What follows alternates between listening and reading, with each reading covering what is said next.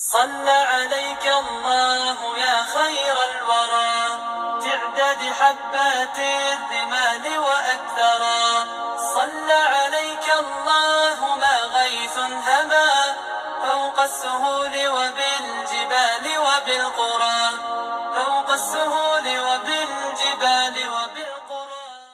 Donc, on s'était arrêté la dernière fois au cinquième grand-père du prophète Mohammed sallallahu alayhi wa sallam, dans la chaîne des grands-parents, la chaîne de lignée du prophète Mohammed sallallahu alayhi wa sallam. On s'est arrêté au cinquième grand-père qui est Qusay.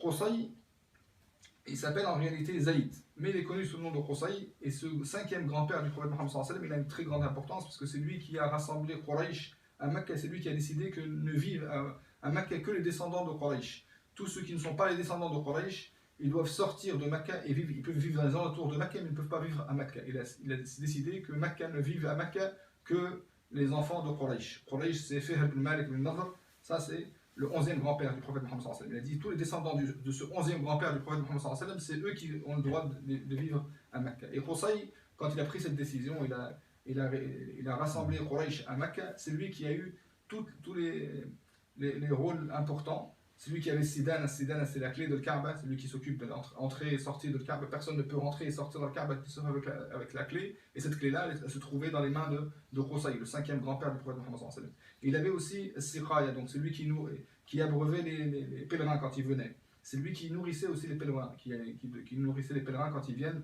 Il leur égorge les chameaux et il nourrit les pèlerins. C'est lui qui avait Dar al-Nadwa, c'est lui qui présidait l'assemblée de Dar al-Nadwa à Mecca, donc c'est lui qui prenait les décisions, c'est lui le président, on peut dire, de l'assemblée à Mecca.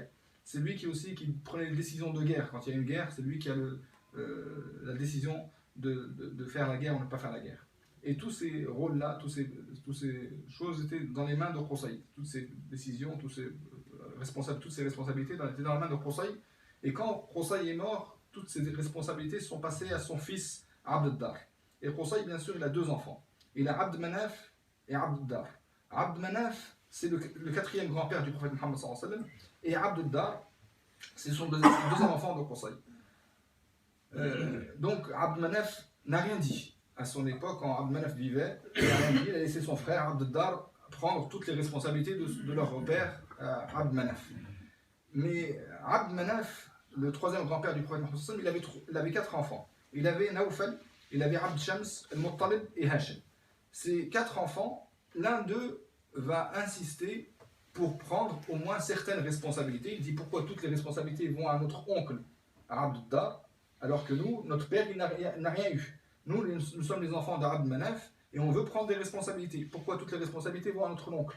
Notre grand-père, il avait ses responsabilités, pour ça il avait toutes ses responsabilités. Maintenant, nous, on veut aussi prendre des responsabilités. Et il a failli avoir des problèmes entre les cousins, si Allah a préservé, alhamdoulilah. Et ce qui s'est passé, ils ont réussi à arriver à une entente et ils ont dit on vous donne certaines responsabilités. Ils ont choisi de leur donner, subhanallah, ils ont choisi de leur donner seulement le fait d'abreuver les pèlerins, c'est-à-dire quand les pèlerins viennent, c'est eux qui doivent les abreuver, ils doivent les nourrir. Donc il leur a dit votre rôle c'est nourrir les pèlerins et leur donner à boire. C'est tout ça votre rôle. Et tout ce qui est présidence, tout ce qui est décision des guerres, tout ce qui est la clé de Kaaba, ça reste dans la famille d'Abd ad-Dar, les enfants d'Abd ad-Dar. Donc, Banu Hashim, subhanallah, ça montre que Hashim, ils ont voulu juste des responsabilités et quand on leur a donné ces simples responsabilités, ils les ont pris. Et ces simples responsabilités que les autres, peut-être, ils n'ont pas donné d'importance, ils ont laissé juste abreuver les pèlerins, ces simples responsabilités, quand Hashim les a pris, ça a été bénéfique pour Hashim et pour toute la famille de Hashim jusqu'au prophète Mohammed sallallahu alayhi wa sallam. Parce que le prophète Mohammed sallallahu alayhi wa sallam, s'il a été aimé et que la famille du prophète Mohammed sallallahu alayhi wa sallam a été aimée par tous les pays, toutes les tribus arabes, c'est grâce à ça. C'est un peu grâce à ça parce que les Arabes, quand ils venaient faire leur pèlerinage à Mecca, c'est qui les accueillait? C'était les Banu Hashim. Le troisième grand-père du prophète Mohammed sallallahu alayhi wa sallam, c'est lui qui les accueillait.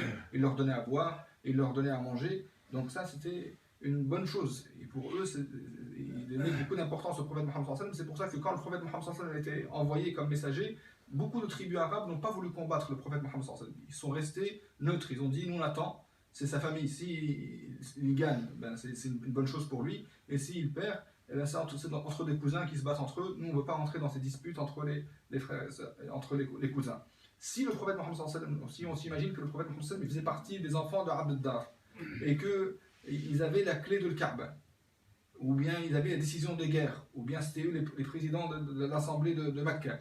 Là, il peut y avoir de la haine de certaines tribus pouvaient haïr la famille du prophète Mohammed sallallahu alayhi wa sallam. Pourquoi ils disent cette famille-là, à cause d'eux, ils ne nous ont pas laissé rentrer à le Kaaba, ils ne nous ont pas laissé faire ceci, ils ont pris une décision de guerre alors qu'ils n'étaient pas d'accord, ils ont pris une mauvaise décision alors qu'ils n'étaient pas d'accord avec cette décision-là. Donc il peut y avoir des conflits.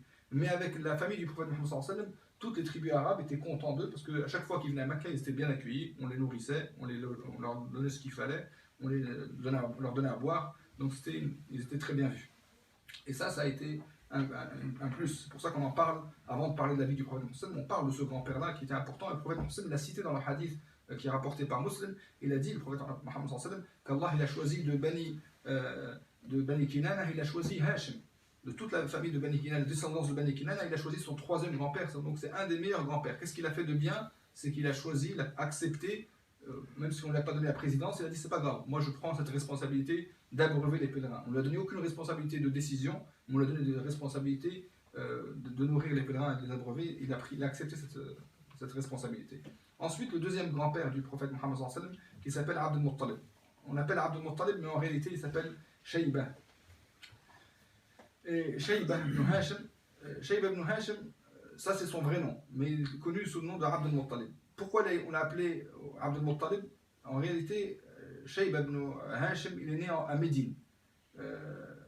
Hashim, il s'est marié avec une épouse qui vivait à Médine. Il avait bien sûr une épouse à Mecca, mais il avait une épouse quand il a fait un certain voyage, quand il voyageait, il a épousé une femme de Médine.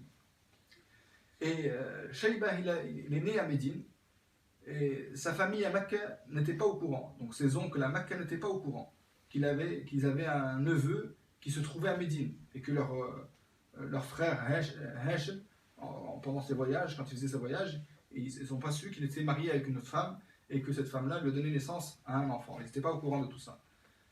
Mais quand ils l'ont su, bien sûr, quand son oncle Muttalib, il a su qu'il avait un neveu à Médine, et alors il est parti pour le ramener à Mecca pour qu'il vive dans les biens et dans l'héritage de son père. Il a dit son père il est mort, Hashim était mort, donc il a dit son oncle, maintenant que je sais que j'ai un neveu, alhamdoulilah, mashallah, à Médine, donc je vais ramener son neveu. Pourquoi il n'aura pas cette importance et cette grande place à Mecca?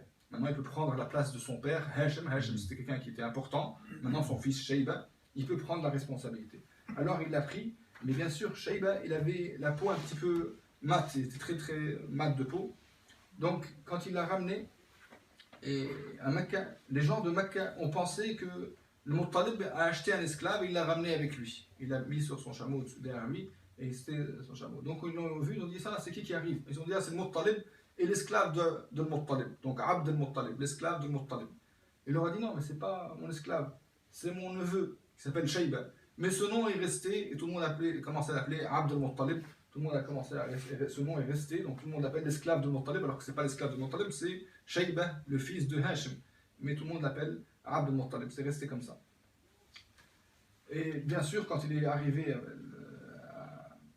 à Mecca, Abd al-Muttalib a pris Rifada ou Siqaya,